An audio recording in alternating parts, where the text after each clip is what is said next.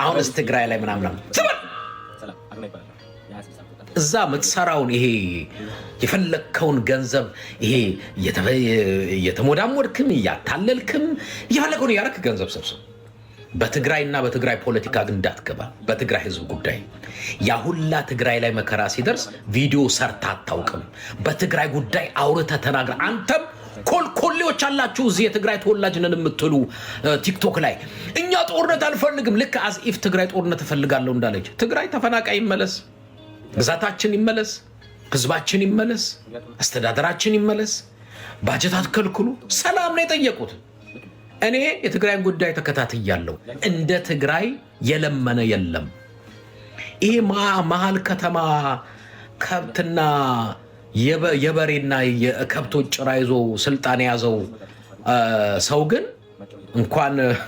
እንኳን ሰላም ፈልግ አይደል በምንም ብትለው የሚግባባ ሰው አይደል። እናንተ አሁን በእውነት ማን ነው ድፍረት ሞራል ድፍረት ያለው ትግራይን ለመውቀስ የትግራይ ፖለቲከኞችን ለመውቀስ? ጸጥ በሉ። ምንም አታቁም ደንቆሮች። የብልጽግና እናስደስታለን አዲስ አበባ ስለተቀመጥን ፌቨር እናገኛለን ብላችሁ ከሆነ የነዋት በአቅማችሁና በልካችሁ እንነግራችኋለን። ጸጥ በሉ ወንጀለኞች።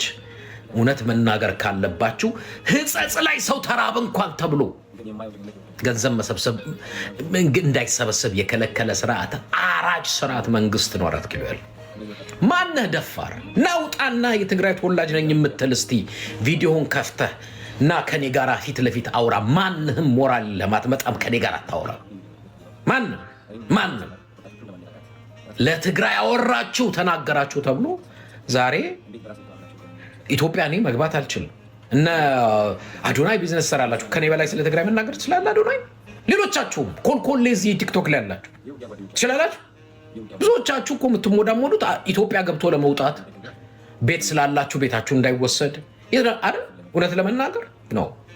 ለእኔ የትግራይ ህዝብ ህይወት ይበልጣል። እኔ አብይ አህመድ ቤት ወሰደ፣ ገንዘብ ወሰደ፣ አሁን ያለኝንም ውሰደ፣ ለእኔ ቫሊው ክብር ያለው የትግራይ ህዝብ ነው። አለቀ። 4 ነጥብ።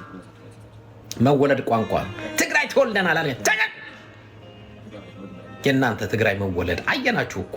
አሽቃባጭ አሸርጋጭ። እኔ በአፍንጫዬ ጥንቅር ብሎ ለምኜ እበላለሁ።